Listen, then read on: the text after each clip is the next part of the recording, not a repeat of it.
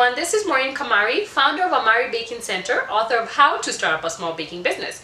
In this channel, we do cake tutorials, baking recipes, and baking for business advice. So if this is something you're interested in, make sure to hit the like button and subscribe to this channel.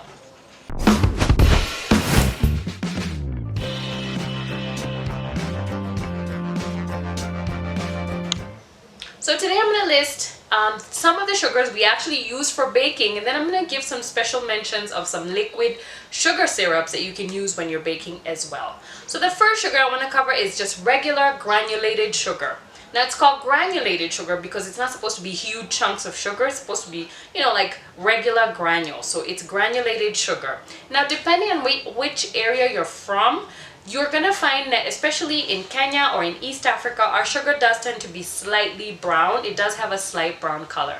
But sometimes we do have manufacturers that have some, more white sugar. So most of our sugar is either a very light brown or a white granulated sugar. So that's the one you're gonna find being used in most recipes, and it can be used for butter cakes and sponge cakes and all types of cakes.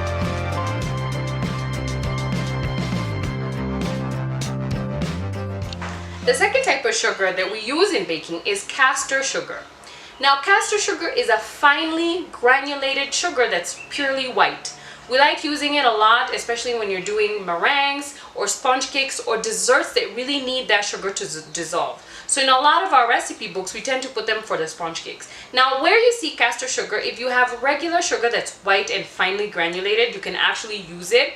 But if it's specific in a type of dessert, I would suggest getting the castor sugar because sometimes it's important for you to have those small granules, and it's important for it to be very, very white. So that's another type of sugar that's used in baking.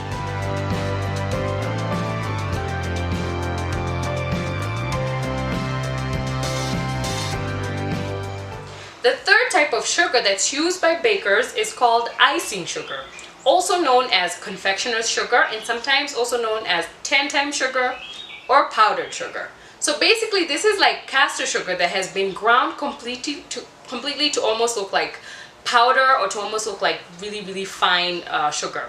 So that is used a lot for cake decoration. You can use it directly by itself, or most of the time it's used to make a type of frosting, like maybe buttercream frosting, fondant, and many other types of frosting.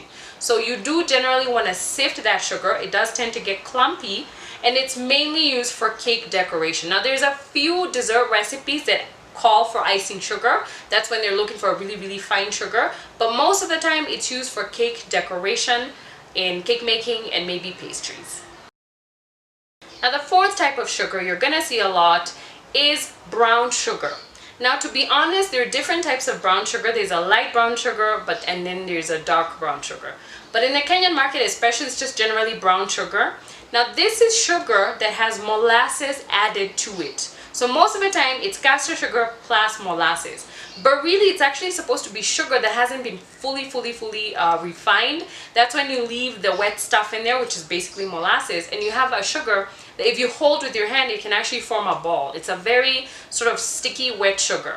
Now, it's used a lot for like really, really rich recipes or heavy recipes, like maybe light or dark fruit cake. You can use it for carrot cake as well, something that you want to have a really dark color, a really, really heavy texture, moist, but does tend to be heavy. So some cookies also do tend to use brown sugar. So when you talk about brown sugar, that's what we're talking about. Now, yes, there are specifics of them, light brown sugar, dark brown sugar, but brown sugar is basically sugar which has molasses in it.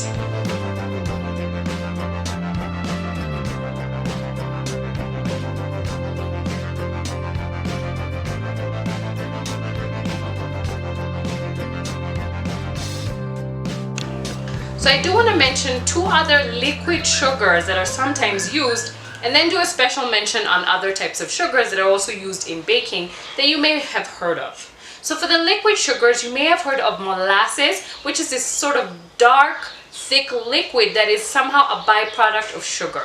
Now, a lot of it is used in making fruit cakes and some other rich cakes, but mainly fruit cake. And that is a type of sugar because when you add molasses to your recipe, you may have to adjust your sugar content like the regular sugar. So I want to mention that it is used as a sugar substitute or a sugar when you're baking. The second liquid sugar that we use is glucose syrup. Now, it's not fully sweet, but it's also a byproduct of a sugar product. So it does tend to be a little bit sweet, and it's used a lot, especially in rolled icings or candy making. Like if you make fondant, you know that you do tend to use glucose syrup. So I just wanted to mention those two liquid sugars that are actually used in baking.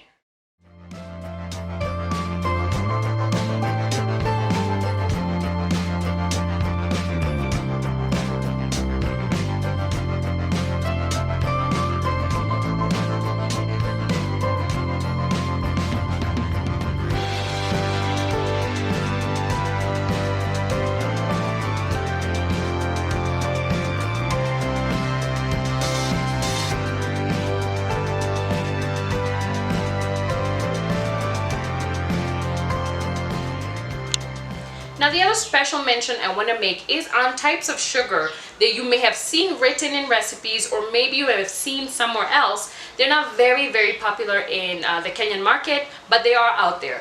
Now some of them are like the Muscovado sugar or the Demerara sugar. Those are types of brown sugar that are processed to a certain extent. Some are not very processed. Some are actually easily available in the Kenyan market. So I do want to mention that they are those types of sugar. Sometimes these days you can find them in specialty shops or major supermarkets. So if a recipe does call for that, you can go and check it out and see if you use them. They do tend to have a very deep or dark kind of result. The other type of sugar I want to mention that's out there is a type of sugar called sanding sugar. They do tend to be like sugar crystals that have color in them. If you guys know about the sugar sheet that we did a tutorial on that. Some people use that. Now in the Kenyan market, they're extremely expensive and sold in like 50-gram containers, but those are a type of decorative sugars that you can use in your decoration. Last mention, guys, is isomalt. Now if you're a intermediate to advanced cake decorator, you have heard of this type of sugar, and it's used a lot to make isomalt sails. That's a type of sail or sugar decoration that's used by bakers. Now you do need to handle it carefully and make sure you know exactly how to use it, because you have to heat it, it becomes a liquid, and then you make a sugar sail out of it. In the Kenyan market, it is extremely expensive, but it is very available if you want it. So if you're an advanced or like intermediate to advanced baker who wants to get into that, you can reach out to cake supply shops who sell isomalt, which is it's a sugar used for decoration purposes.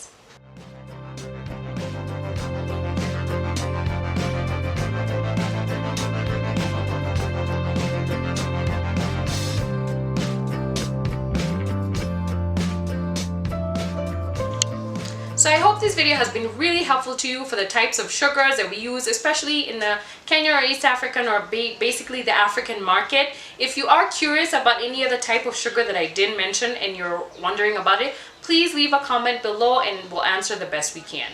I'll see you guys next time.